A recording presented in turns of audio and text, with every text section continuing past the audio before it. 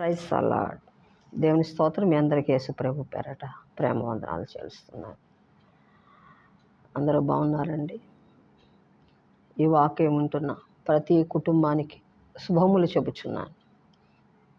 దేవుడి మాటలు దీవించునుగాక. శుభకార్యములు మీ కుటుంబాల్లో జరుగునుగాక. శుభవర్తమానములు మీరు ఇందురుగాక. ఆమేన్. ఈ సమయం ముందు కీర్తన గ్రంథంలోంచి 86వ కీర్తన గ్రంథం 86వ కీర్తన గ్రంథం 17వ వచనం. యెహోవా, నీవు నాకు సహాయుడవై నన్ను ఆదరించుచున్నావు. నా పగవారు చూచి సిగ్గుపడినట్లు శుభకరమైన ఆనవాళ్ళు నాకు కనపరచు. చాలు. ఇక్కడ దావీదు కీర్తనకారుడు దావీదు ఏమంటున్నాడంటే, పగవారు చూచి సిగ్గుపడినట్లు దేవా, దేవుని స్తోత్రం, శుభకరమైన ఆనువాలు నాకు కనుపరచు. ఎవరికైనా శుభవర్తమానం వినాలంటే ఎంతో ఇష్టం. దేవుని స్తోత్రం. శుభమాట, శుభకరమైనటువంటి మాట. ఇక్కడ శుభకరమైన ఆనవాలు కాదు, శుభకరమైనటువంటి వర్తమానం, అంటే శుభకరమైన వర్తమానం. చూడండి, ఇవాళ మంచి మాట నువ్వు వినిపించావని చాలామంది చూడండి, ఎవరైనా శుభ సమాచారం తెచ్చినప్పుడు ఆ తెచ్చిన వానికి వింటున్న వానికి కూడా సంతోషం కలుగుద్ది. కొంతమంది మాట్లాడినప్పుడు మనకేమనిపిస్తుంది అంటే, అబ్బో ఈ నోటంట మంచి మాటలే రావు, ఇక ఎంతసేపు అక్కడ అది జరిగింది, అక్కడ ఇది జరిగింది, అక్కడ అది జరిగి ఇది జరిగి అన్ని చెడు వార్తలే తెస్తారు కొంతమంది. దేవుని స్తోత్రం. అమ్మో ఇప్పుడు ఈవిడ వస్తుంది, ఇప్పుడు ఈ మాటలు వినాలంటే నాకు భయమేస్తుంది. ఎందుకనంటే శుభవర్తమానమే ఆమె దగ్గర లేదు, మంచి వర్తమానమే ఆమె దగ్గర లేదు అని అనుకుంటాం. కొంతమంది మాట్లాడినప్పుడు విన్నబుద్ధి వస్తుంది, వాళ్ళు మంచి సమాచారములే తెస్తారు. దేవుని స్తోత్రం. ఇక్కడ దావీదు కీర్తనకారుడు కూడా దేవుని స్తోత్రం, సౌలు గుహలో ఉన్నప్పుడు ఈ సౌలుకి దావీదు శత్రువు, ఆయన గుహలో ఉన్నాడు దావీదుని చంపేయాలని. కానీ అభిషక్తుని నేను చంపకూడదని దావీదు అతన్ని చంపట్లా. అయితే నీకు ఒక వర్తమానం తెస్తాను ఉండని చెప్పి ఆయన గుహలో నిద్రపోతున్నప్పుడు ఆ చెంగును కట్ చేసి చూపిస్తాడు. నేను నిన్ను చంపను, ఇదిగో కావాలంటే ఆనవాళ్ళు చూడు అంటాడు. దేవుని స్తోత్రం.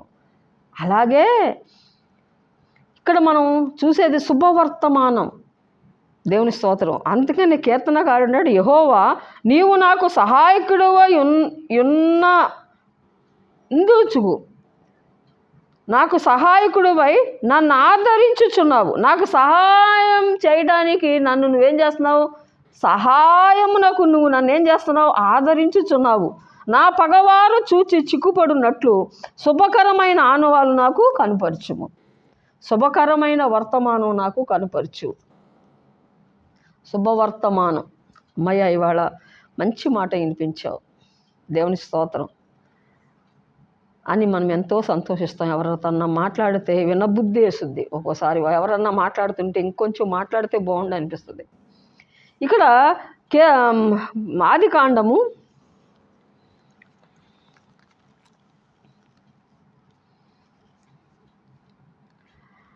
45వ అధ్యాయము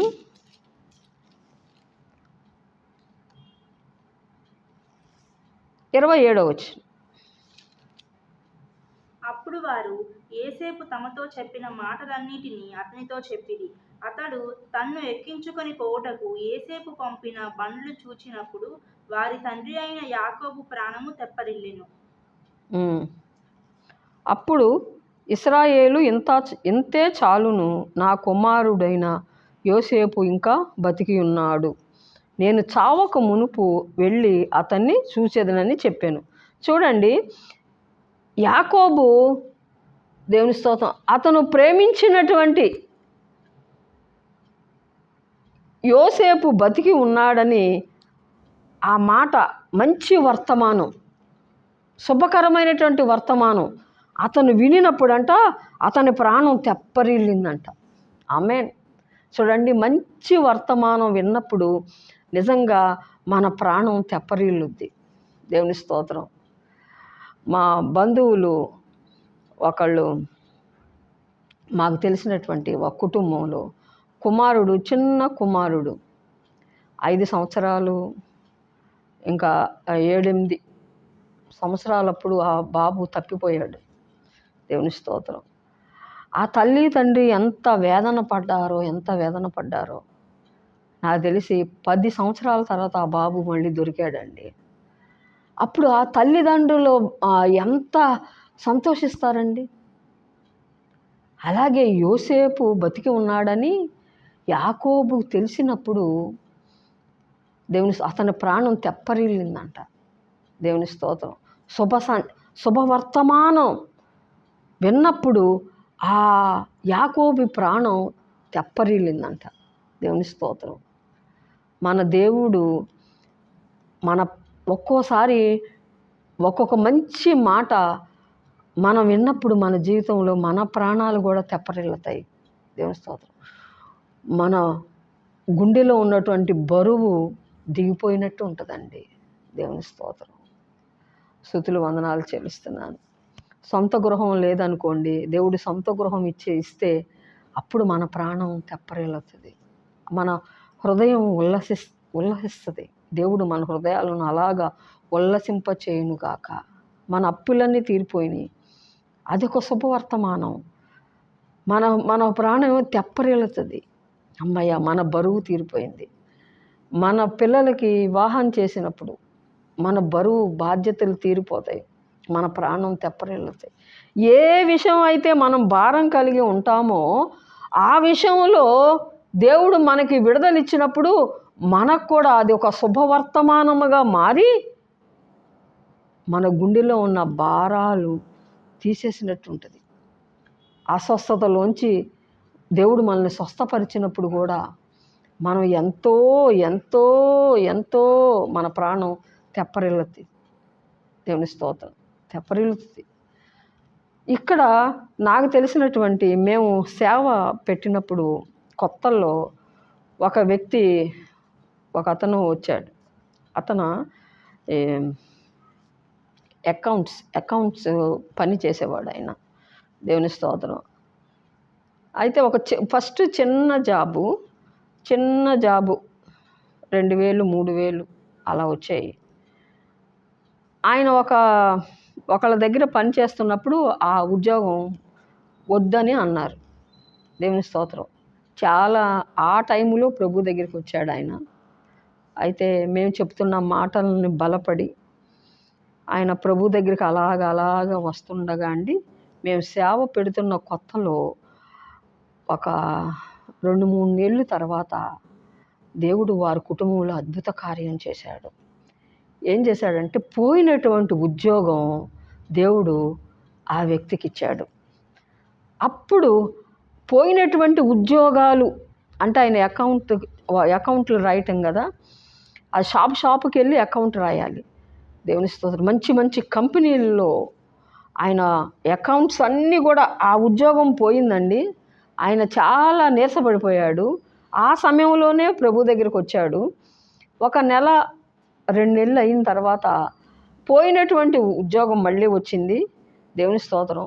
2-3 వేలు ఆ ఉద్యోగం దాదాపు ఆ రోజుల్లో, దేవుని స్తోత్రం, 2000 సంవత్సరం అప్పుడు. దేవుని స్తోత్రం. 2003లో జరిగిన మాట ఇది. 2003లో ఆయన పోయినటువంటి ఉద్యోగాలు అన్నీ వచ్చినాయండి.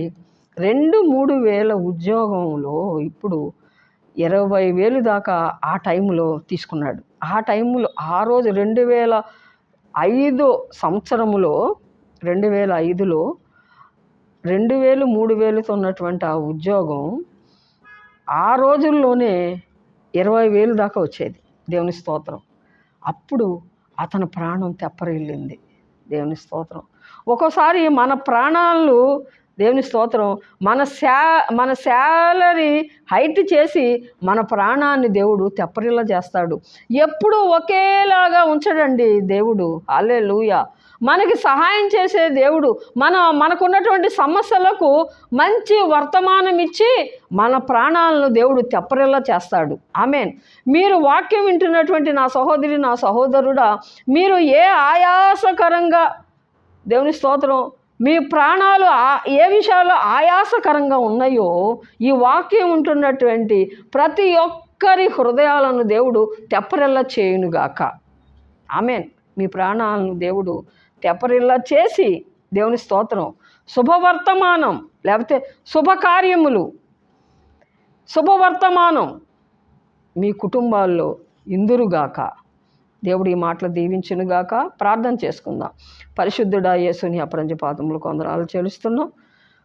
ఈ వాక్యం వింటున్న ప్రతి ఒక్కరి తండ్రి, ప్రతి ఒక్క వ్యక్తి, ప్రతి ఒక్క కుటుంబం శుభవచనాలే వినుటకు కృప చూపించమని యేసు ప్రభు పేరట అడుగుచున్నాము తండ్రి. ఆమేన్.